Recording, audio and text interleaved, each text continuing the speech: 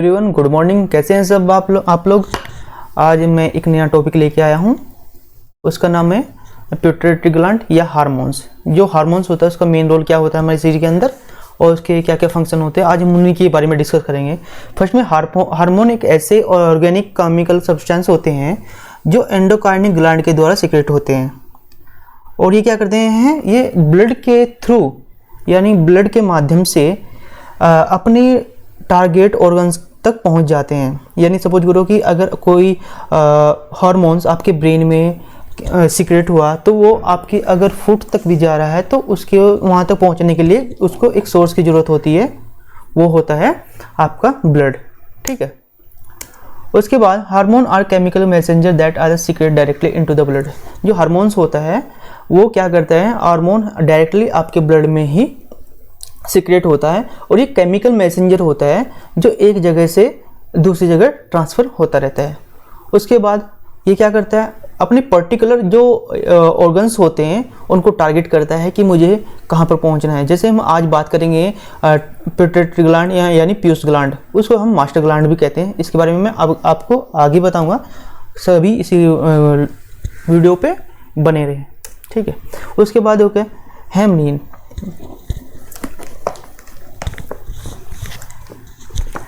जो हार्मोन शब्द एक ग्रीक भाषा का शब्द है जिसे बोलते हैं हार्मोन, जिसका अर्थ है उत्तेजित करने वाला पदार्थ। जो स्टार्लिंग होता है, स्टार्लिंग ने 1905 में सबसे पहले हार्मोन शब्द का यूज किया था। उसके बाद में बार्लिस एंड स्टार्लिंग, सबसे पहले जो हार्मोन्स का हार्मोन से पहले जो नाम था उसका था secretin. Next, hormone are the protein amino acid steroid. जो हार्मोन्स होते हैं उनको हम प्रोटीन अमीनो एसिड एस्ट्रॉइड भी कह सकते हैं। लेकिन अगर मैं बात करूं यहाँ पे अमीनो एसिड्स की, जो हमारी बॉडी में ओनली 20 अमीनो एसिड्स होते हैं जो कि किसी भी प्रोसेस को कंप्लीट करने के लिए यूज होते रहते हैं। ये क्वेश्चंस काफ़ी जगह पूछा भी जाता है कि हमारे शरीर में कितने अमीनो एसिड होते हैं, तो उसका आंसर होगा 20 अमीनो एसिड्स। जो स्टूडेंट इस वीडियो को दिख रहे हैं कृपया इसको एक बार कहीं पे राइट डाउन भी कर लीजिए। उसके बाद होता है एस्ट्रॉइड। एस्ट्रॉइड आपने सुना होगा कि अब अगर यदि आपको एंटीबायोटिक मेडिसिन खाते हैं तो उसमें लिखा होता है स्टेरॉइड हायर येलो, या डॉक्टर बोलते हैं कि आप स्टेरॉइड लेना आपने ज़्यादा स्टेरॉइड लिया तो आपको उसके साइड इफेक्ट हो रहे हैं। तो ये क्या करता है, हमारी जो बॉडी की जो पावर होती है यानी जो इम्यून सिस्टम होता है उसको प्रमोट करता है, यानी उसकी जो पावर को एकदम से इंक्रीज कर देता है। जो हार्मोन्स होते हैं वो क्या होते हैं, वो सोलुबल होते हैं। हार्मोन जो जल एवं वसा में घुलनशील होते हैं। उसके बाद जो हार्मोन्स होते हैं वो फुल लाइफ क्या होते हैं, सीक्रेट होते रहते हैं बॉडी के अंदर सभी फंक्शंस को करने के लिए। हार्मोन्स अपना प्रभाव दिखाने के बाद, जैसे कि कोई भी हार्मोन्स रिलीज हुआ आपके बॉडी में, उसके बाद वो अपना प्रेजेंटेशन दिखाता है, यानी मैं अभी प्रेजेंट हूँ। उसके बाद क्या होता है, कुछ टाइम के बाद वो अपने आप ही डेड हो जाता है। Blood capillaries and plasma. Hormone का जो अनुभार होता है यानी जो मोलिकुलर वेट होता है बहुत कम होता है, जिसके कारण ये ब्लड कैपिलरी तथा प्लाज्मा में आसानी से विचलित हो जाता है। क्या होता है, जब आप ब्लड क्या होता है हार्ट के थ्रू पंप होता है तो क्या होता है जो बॉडी के और भी ऑर्गन्स हैं वहाँ पे भी ट्रांसफ़र होता है। तो क्या होता है, जो ये आपकी जो ग्लैंड्स होती है वो हार्मोन सीक्रेट करती है, वही ब्लड के थ्रू दूसरे पार्ट में पहुँच जाता है। ठीक है। उसके बाद पीयूष ग्रंथि। आज हम मोस्टली बात करेंगे पीयूष ग्रंथि के ऊपर। इसे हम पिट्यूटरी ग्लैंड भी बोलते हैं और मास्टर ग्लैंड भी बोलते हैं। इसको मास्टर ग्लैंड हम इसलिए बोलते हैं कि हमारी बॉडी के जितने भी फंक्शंस होते हैं यानी जितने भी हार्मोन्स हमारी बॉडी के अंदर रिलीज होते हैं उन सबको ये कंट्रोल करता है। आज हम धीरे धीरे उन्हीं के बारे में पढ़ेंगे। फिर होता है सेलिका टोलिका।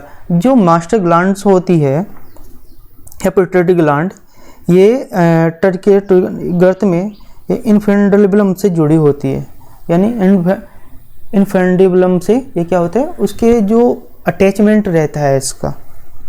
उसके बाद जो पिट्यूटरी ग्लैंड होती है, इसको जो आकार होता है यानी जो साइज होता है वो एक मटर के दाने के थ्रू होता है। आपने देखा ब्रेन में देखना हाइपोथैलेमस के एकदम से नीचे आपको क्या होगा, ये पिट्यूटरी ग्लैंड वहाँ पे दिखाई देगी। और उसमें एक मैं आपको फैक्ट बता देता हूँ, जो पिट्यूटरी ग्लैंड होती है, जो मेल होता है उसमें छोटी होती है और फीमेल में थोड़ी बड़ी होती है, यानी इसका जो साइज होता है 0.5 टू 0.6 के समथिंग होता है, ठीक है।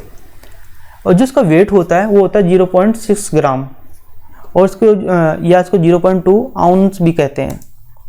मस्तिष्क के तल पर हाइपोथैलेमस, जो मैंने बताया जो मस्तिष्क में जो हाइपोथैलेमस होता है उसके एकदम से राइट हैंड में ही ये प्रेजेंट रहती है।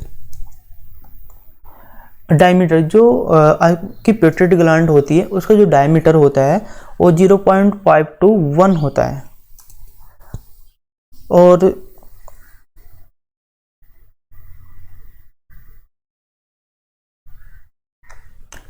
पीयूष ग्रंथि, जो मैं बता पीयूष ग्रंथि की जो उत्पत्ति होती है वो एम्ब्रियो के एक्टोडर्म से होती है। इस ग्रंथि को हाइपोफाइसिस सेरिब्राई कहते हैं।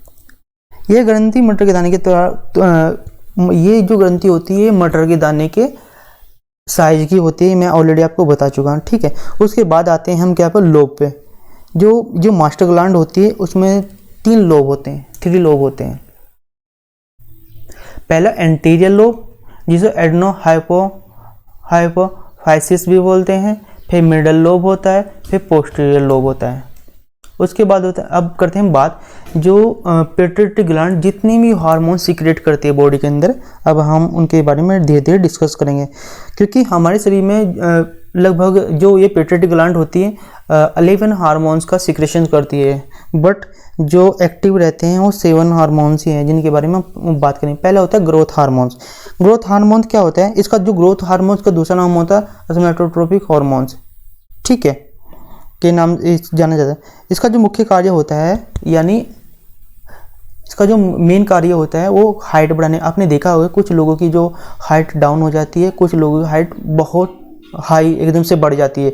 उसका रीज़न होता है यदि आपके बॉडी में ग्रोथ हार्मोन प्रॉपर वर्क कर रहा है, यानी प्रॉपर सीक्रेट हो रहा है, तो आपकी हाइट बहुत जल्दी बढ़ेगी। अगर आपकी ये हार्मोन सीक्रेट नहीं हो रहा तो आपकी जो हाइट है वो अच्छे से नहीं बढ़ पाएगी। उसके बाद एक मैंने लिखा है हाइपोसिक्रेशंस। हाइपोसिक्रेशन का मतलब होता है जिन लोगों में हाइपोसिक्रेशन का सिक्रेशन होता है उनकी जो हाइट होती है बहुत कम होती है। आपने देखा कुछ लोग ऐसे होते हैं 2-3 फीट के भी होते हैं, वो किसकी वजह से, हाइपोसिक्रेशन की वजह से होते हैं। इससे क्या होता है, कुछ बच्चों में क्या होता है, जो ब्रेन की जो कैपेसिटी होती है वो भी कम होती है, और जो नपुंसकता बोलते हैं शायद उसको, इंटरफेरटल्स होता है, उसकी भी इसमें कमी होने लग जाती है।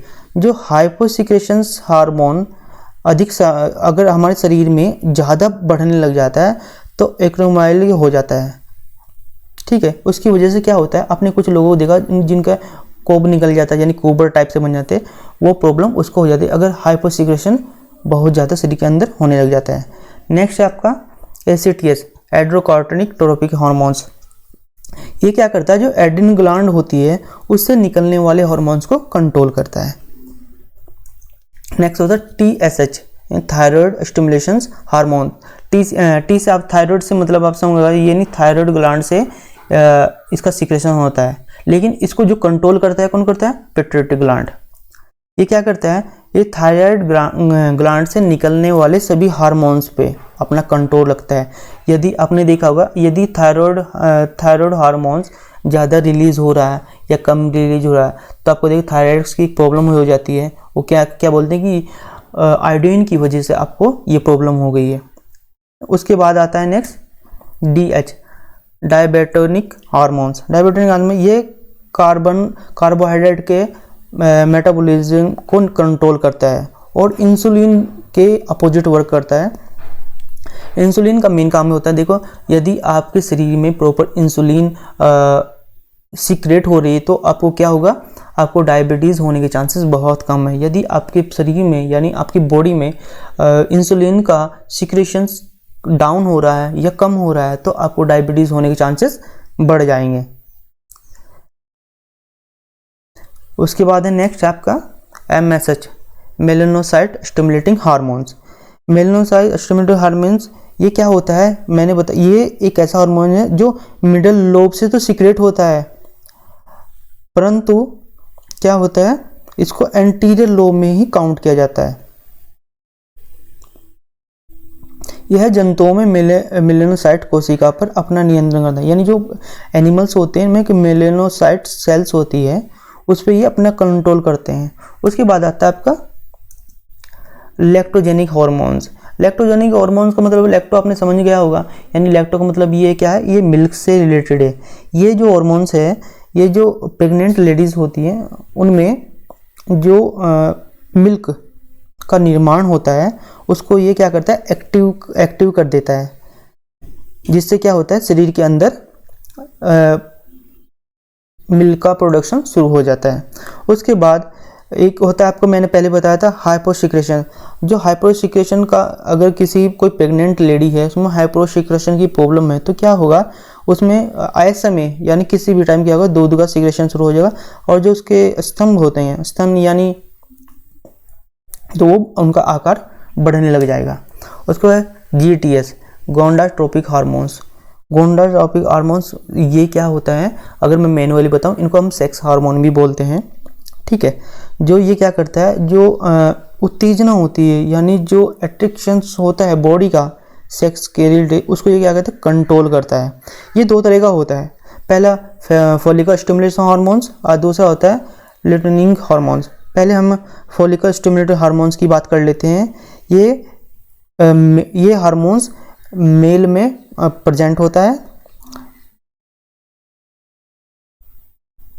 यानी जो शुक्राणु होते हैं स्पर्मेटोजेनेसिस में ही मिलता है, और फीमेल में ये क्या बना ओगोजेनेसिस में मिलता है, और इन दोनों ही को ही कंट्रोल करता है। यानी जो मेल में स्पर्मेटोजेनेसिस को कंट्रोल करता है और फीमेल में ये ओजेनेसिस को कंट्रोल करता है, यानी अंडाणुजनन भी बोलते हैं उसको हिंदी में।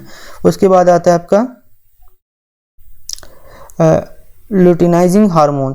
यह हार्मोन पुरुषों में टेस्टिस में मिलता है, और उसके बाद जो फीमेल होती है उसमें एस्ट्रोजन में मिलता है, ठीक है।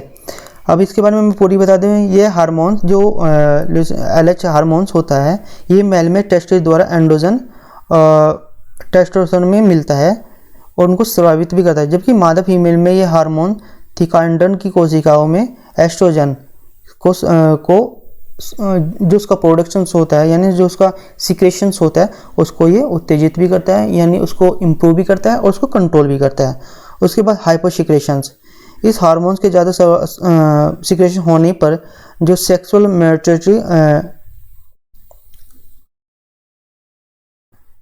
मैच्योरिटी जल्दी आ जाती है, ठीक है। उसके बाद हाइपोसिक्रेशन मैं बता दिया, जो है अगर फीमेल में हो हाइपोसिक्रेशन पर जो फीमेल में ओवरी का आकार क्षीण होने लग जाता है, यानी वो बढ़ने लग जाता है, क्षीण में कम होने लग जाता है, तथा फॉलोपियन ट्यूब तथा यूट्रस विलुप्त होने लग जाता है। यदि हाइपोसिक्रेशन ज़्यादा बढ़ जाता है फीमेल के अंदर, जो फैलोपियन ट्यूब होती है वो क्या होती है, वो सिकुड़ने लग जाते हैं, जिससे और मेल में क्या होता है, मेल में जो रिप्रोडक्टिव ऑर्गन्स होता है वो भी कम होने लग जाता है, ठीक है। उसके बाद आता है मिडिल लोब। मिडिल लोब होता है ये बहुत कम विकसित होता है, इसमें कोई भी हार्मोन सीक्रेट नहीं होता और अभी इसकी कोई जानकारी भी नहीं है मिडिल लोब की। उसके बाद पोस्टीरियर लोब। पोस्टीरियर लोब में क्या आता है, जिन हार्मोन्स का सीक्रेशन होता है उनका निर्माण मस्तिष्क के हाइपोथैलेमस वाले भाग में होता है, ठीक है। इसका पहला हार्मोन है आपका वेस्पेशियंस हार्मोन्स, और इसका दूसरा नाम ADH है, एंटी डाययूरेटिक्स हार्मोन। ये क्या करते हैं, जो शरीर में जल की मात्रा को ये कंट्रोल करता है, यानी शरीर में जो वाटर लेवल होता है उसको कंट्रोल करने का काम करता है।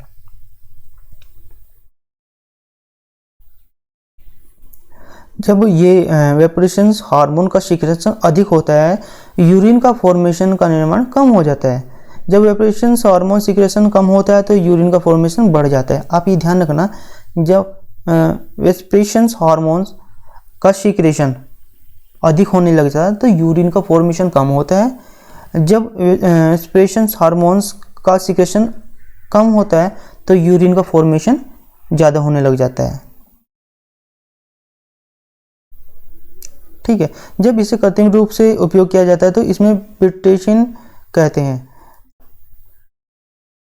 इससे क्या होता है, जो हमारा यूरिन होता है वो गाढ़ा डायलेट हो जाता है, जो ब्लड प्रेशर भी बढ़ जाता है। इसकी वजह से क्या होता है, ब्लड प्रेशर बढ़ जाता है। फिर ऑक्सीटोसिन हार्मोन्स, नेक्स्ट है ऑक्सीटोसिन हार्मोन्स। यह हार्मोन प्रोजेस्टेरोन हार्मोन के कम सिक्रेशन पर गर्भकाल की समाप्ति पर यूट्रस की दीवार को सिकोड़कर प्रसव लेबरन पेन उत्पन्न करवाता है। ये क्या करता है, जब कोई भी प्रेग्नेंट लेडीज़ होती है, ठीक है, उसके अंदर जो प्रोजेस्टेरोन हार्मोन्स होता है उसका सिक्रेशन होता है, तो उसके जो गेस्टेशंस यानी गर्भकाल का जो एक लेयर होती है ना, जो उसकी दीवार होती है, उसको क्या करता है, सिकोड़ने का काम करता है। उससे क्या होता है, लेबरन पेन बहुत ज़्यादा बढ़ जाता है, जिसके कारण जो डिलीवरी होती है वो सिंपल हो जाती है। ये प्रोसेस, ये ऑक्सीटोसिन हार्मोन्स तब वर्क करता है जब कोई लेडी प्रेग्नेंट होती है और वो किसी भी बेबी या एम्ब्रॉय को जन्म देने वाली है, तो उसी टाइम पे क्या होता है, ऑक्सीटोसिन हार्मोन्स वहाँ पे वर्क करता है। यह ग्रंथियाँ जो संकुचित जो दूध होता है उसको भी एक्टिव कराने के यानी उसको स्रावित कराने का काम करती है।